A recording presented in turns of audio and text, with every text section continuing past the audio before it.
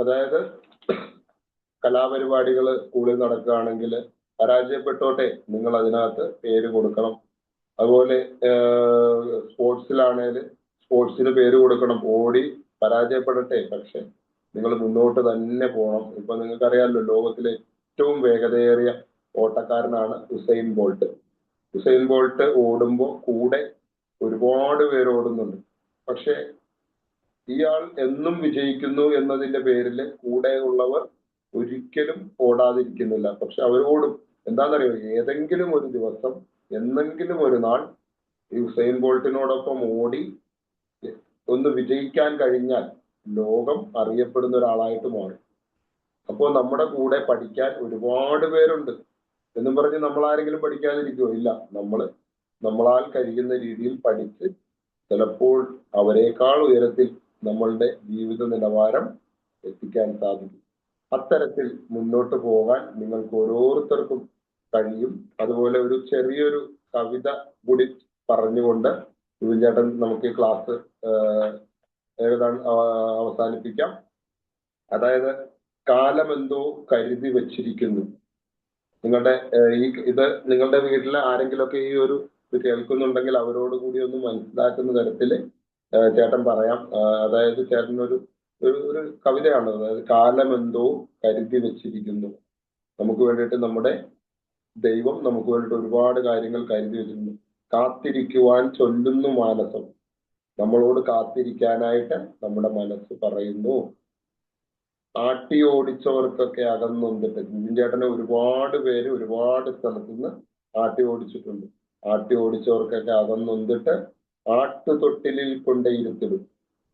നമ്മളെ കൊണ്ടുപോയി ഒരു തൊട്ടിലിൽ ഇരുത്തിയിട്ട് ആട്ടും കൊണ്ടേയിരുത്തിടും. കൂട്ടുകാരാ ക്ഷമിക്കുന്നോടി നിൻ പാട്ട് മൂളി പലവുരി വാഴ്ത്തിടും. ഒരുപാട് തവണ പാട്ടുപാടി വാഴ്ത്തിടും.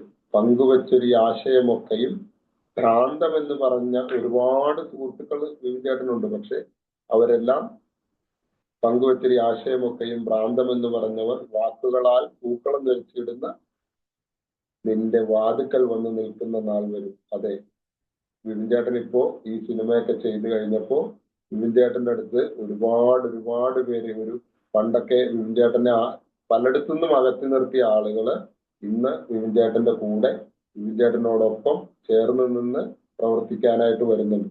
അവരെയൊക്കെ വിപിൻ ചേട്ടൻ അന്ന് അങ്ങനെ ചെയ്തതാണല്ലോ എന്നും പറഞ്ഞ് തള്ളി മാറ്റുകയല്ല, മറിച്ച് അവരെ ചേർത്ത് പിടിച്ചുകൊണ്ട് എന്റെ കൂട്ടുകാരാണ് അവരെന്നും എന്റെ കൂടെ ചേർന്ന് നിൽക്കേണ്ടവരാണെന്നും ഈ ലോകം എനിക്ക് അവകാശപ്പെട്ടതുപോലെ തന്നെ അവർക്കും കൂടി ഉള്ളതാണെന്നും കൂടി മനസ്സിലാക്കിക്കൊണ്ട് അവരെയൊക്കെ ചേർത്ത് പിടിച്ച് വിപിൻ ചേട്ടൻ മുന്നോട്ട് പോകുന്നത്. ഒരു ചെറിയൊരു കാര്യം കൂടി പറയാൻ ആഗ്രഹിക്കുകയാണ്. അതായത്, ഒരു കൊച്ചു മിന്നാമിനുങ്ങിന്റെ ഒരു കഥയുണ്ട്. അതായത്, ആ മിന്നാമിനുങ്ങിന്റെ കഥ കൂടി പറഞ്ഞുകൊണ്ട് നമുക്ക് നിർത്താം. അതായത്, സൂര്യനും ചന്ദ്രനും നക്ഷത്രങ്ങളും വളരെ മനോഹരമായിട്ട് പ്രകാശിക്കുന്ന ഈ സൂര്യന്റെ പ്രകാശത്തിൽ ഇങ്ങനെ നിൽക്കുന്ന സമയത്ത് സൂര്യൻ മറ്റ് ഗ്രഹങ്ങളോട് പറഞ്ഞു, ഞാൻ അസ്തമിക്കാൻ പോവുകയാണ്. ഞാൻ അസ്തമിച്ചു കഴിഞ്ഞാൽ ഈ ലോകത്തിന് ആർക്കാണ് പ്രകാശം കൊടുക്കാൻ കഴിയുക? അപ്പോഴേക്കും അവിടെ നിന്നിരുന്ന നക്ഷത്രം പറഞ്ഞു, അങ്ങ് ധൈര്യമായിട്ട് അസ്തമിച്ചോളൂ, ഞാൻ ഭൂമിയിലേക്ക് പ്രകാശം കൊടുക്കാം.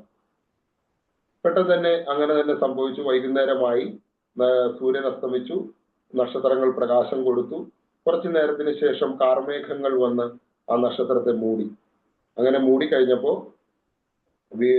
സൂര്യൻ വീണ്ടും എല്ലാവരും വിളിച്ചിട്ട് ചോദിച്ചു, ആർക്കാണ് പ്രകാശം കൊടുക്കാൻ കഴിയുക?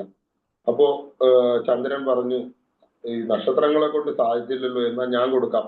അങ്ങനെ പൂർണ്ണ നിലാവായിട്ട് ചന്ദ്രൻ ഭൂമിയിലേക്ക് പ്രകാശം കൊടുത്തു. പക്ഷെ അങ്ങനെ പ്രകാശം കൊടുത്തപ്പോൾ വീണ്ടും കാർമേഘങ്ങൾ വന്ന് മറഞ്ഞു. അങ്ങനെ ഇനി ആരും പ്രകാശം കൊടുക്കാനില്ല എന്ന അവസ്ഥ വന്നപ്പോ ഇവരുടെ ചർച്ച ഇങ്ങനെ നടക്കുവാണ്. സൂര്യനും ചന്ദ്രനും ഒക്കെ കൂടിയുള്ള ചർച്ച നടക്കുവാണ്. ആ സമയത്ത് ഒരു കൊച്ചു മിന്നാമിനുങ്ങ് അതുവഴി പറന്നു വന്നിട്ട് ചോദിച്ചു, ഇവിടെ എന്താണ് ചർച്ച? അപ്പൊ ഉടനെ ചന്ദ്രനും നക്ഷത്രങ്ങളും ഒക്കെ കൂടി വല്ലാണ്ട് ചിരിയോട് ചിരിയായി. അപ്പോഴാണ് പറയുന്നത്, ഈ കൊച്ചു മിന്നാമിനുങ്ങായ നീ എന്ത് പ്രകാശം കൊടുക്കാനാന്ന് ചോദിച്ചപ്പോൾ എല്ലാവരും കളിയാക്കി. കുറച്ച് കഴിഞ്ഞപ്പോൾ ഈ മിന്നാമിനിങ്ങിന്റെ പ്രകാശം ഇങ്ങനെ വളരെ ഭംഗിയായിട്ട് ഇങ്ങനെ പോയിക്കൊണ്ടിരിക്കുമ്പോൾ സൂര്യൻ അസ്തമിച്ചിട്ടും ആ മിന്നാമിനുങ്ങ് പ്രകാശം കൊടുത്ത് ഭൂമിയിലെങ്ങും പറന്നു നടന്നു.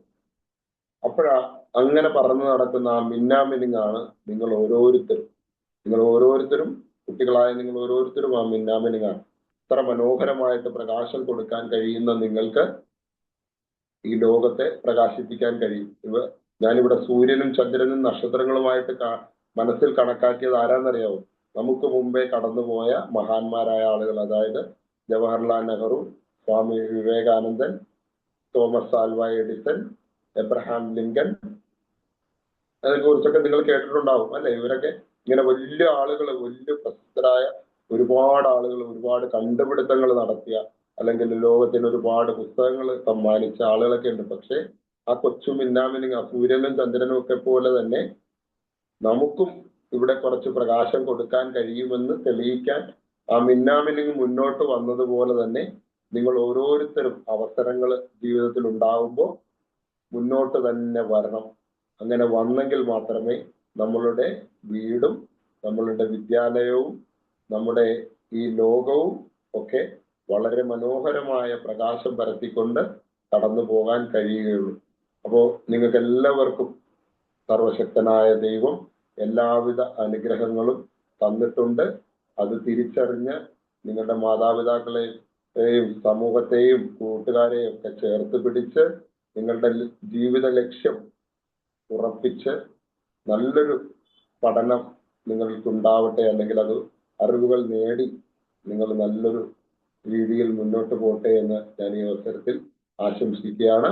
കൂടാതെ ഈ ഒരു പ്രോഗ്രാം ഇതുപോലെ സംഘടിപ്പിച്ച് എന്നെ ഇങ്ങോട്ടേക്ക് ക്ഷണിച്ച പ്രശോഭ് സാറിന് ഞാൻ ഈ അവസരത്തിൽ ഒത്തിരി നന്ദി പറയാണ്. കാരണം